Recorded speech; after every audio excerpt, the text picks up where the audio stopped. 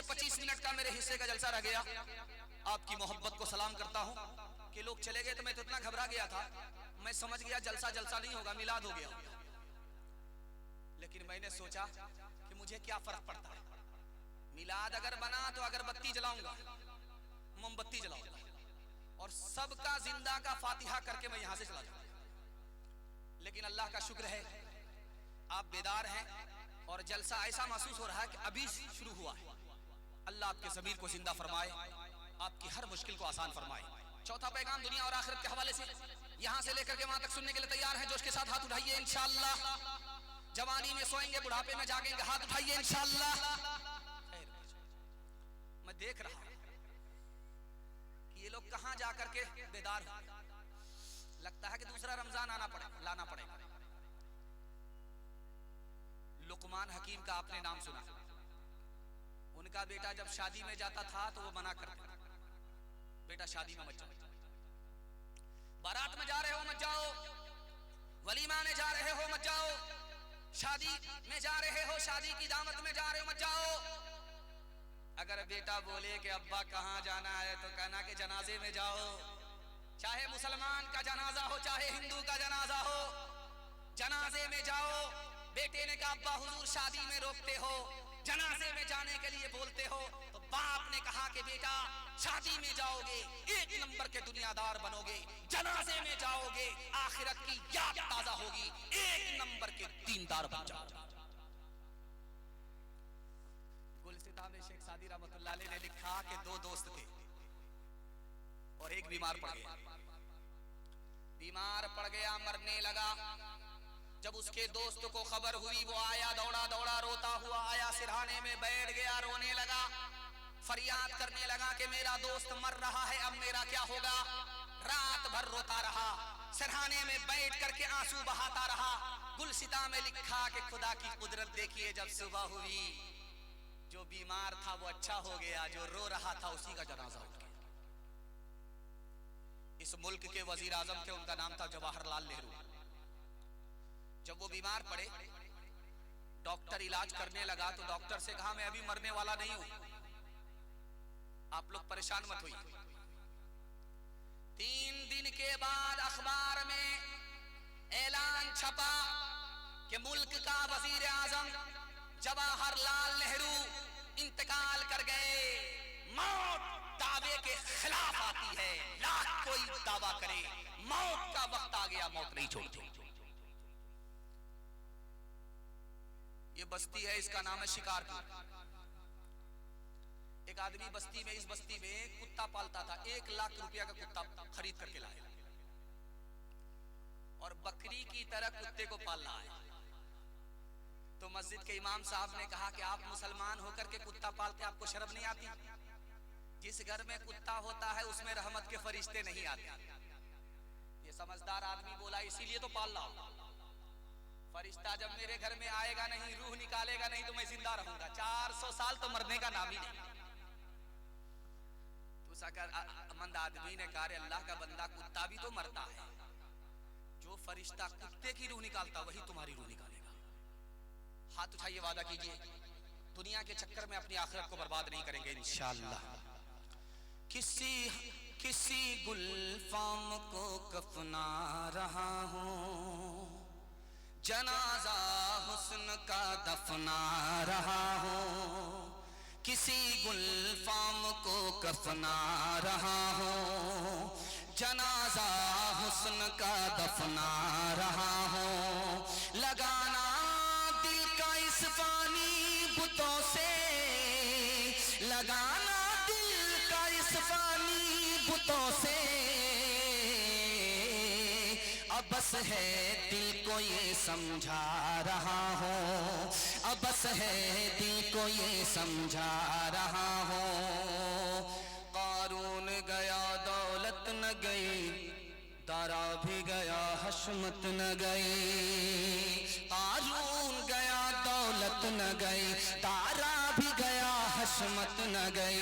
कारून गया दौलत न गई,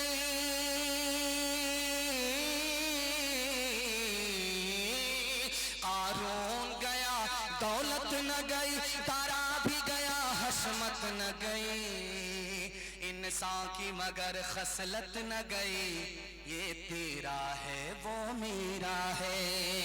इंसान की मगर खसलत न गई, ये तेरा है वो मेरा है।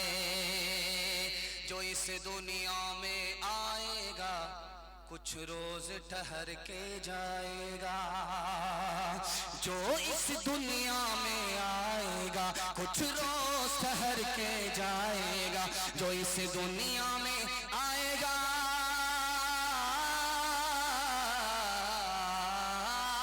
जो इस दुनिया में आएगा कुछ रोज ठहर के जाएगा।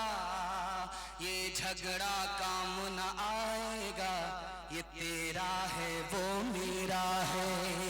ये झगड़ा काम न आएगा, ये तेरा है वो मेरा है। 3 मिनट का पैगाम आपके जलसे को मुकम्मल करने के लिए जा रहा हूं।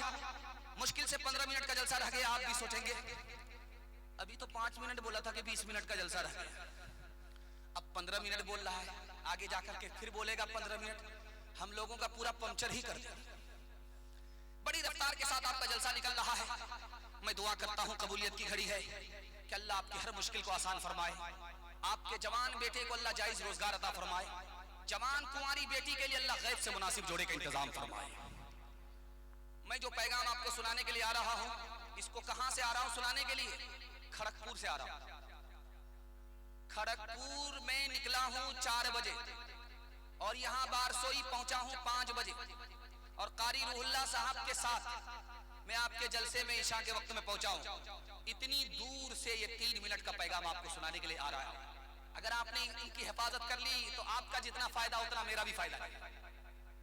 आपका क्या फायदा होगा? आपके हाथ में भी पैसा होगा, जेब में भी पैसा होगा, घर में भी पैसा होगा। जरूरत खत्म हो जाएगी, पैसा खत्म नहीं होगा, गारंटी। ये पैगाम आप ध्यान से सुनिएगा, इसकी हिफाजत कीजिए। हाथ में भी पैसा होगा, मसनदे रसूल पर बैठ करके गारंटी देता हूं। हाथ में भी पैसा होगा, जेब में भी पैसा होगा, घर में भी पैसा होगा। पैसा खत्म नहीं होगा, जरूरत खत्म हो जाएगी, दावा है। मगर इसके लिए आपको 2 काम करने हैं। इसको दिल की डायरी पर नोट कीजिए।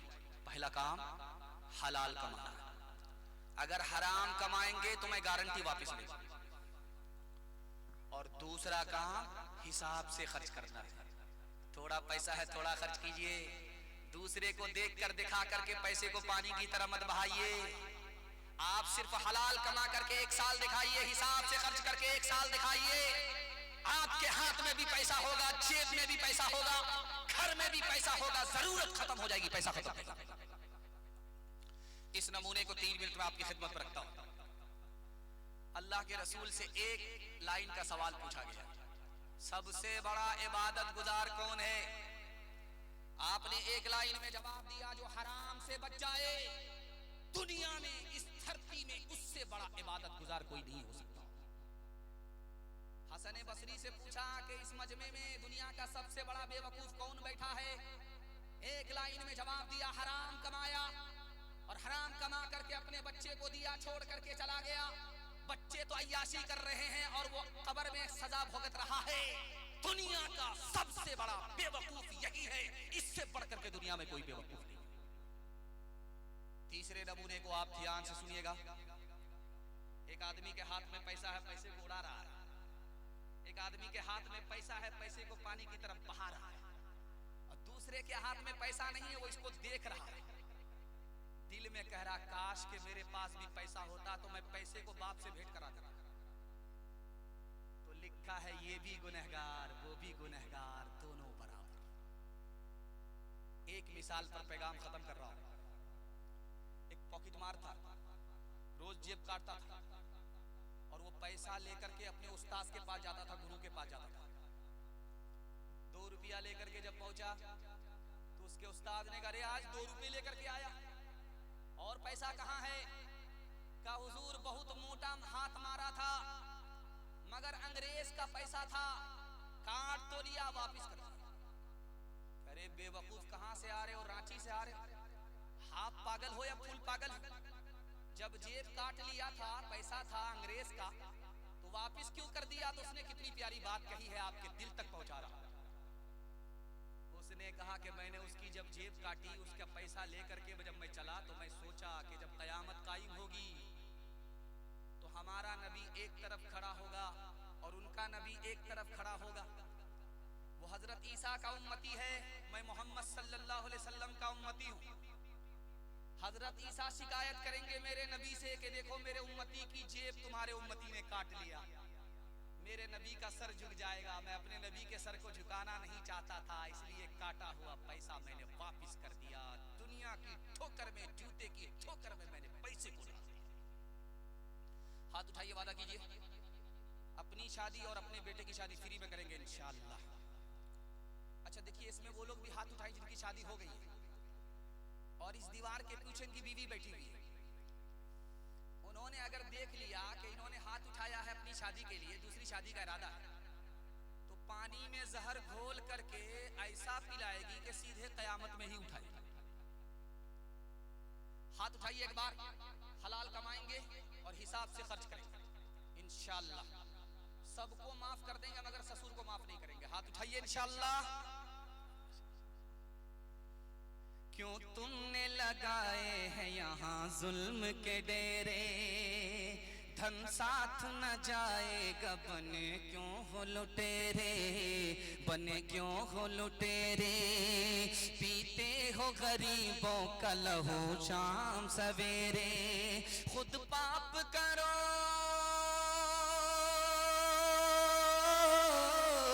खुद पाप करो, नाम हो शैतान का बदनाम। इंसान बनो कर लो भलाई का कोई काम, दुनिया से चले जाओगे रह जाएगा बस नाम। लाखों यहाँ शापनी दिखाते हुए आए, पल दम भर के लिए नाच गए धूप में साए, धूप में साए। वो भूल गए थे कि ये दुनिया है सराय, दुनिया है सराय। आता है कोई सुबह तो जाता है कोई शाम। इंसान बनो कर लो भलाई का कोई काम, दुनिया से चले जाओगे रह जाएगा बस नाम।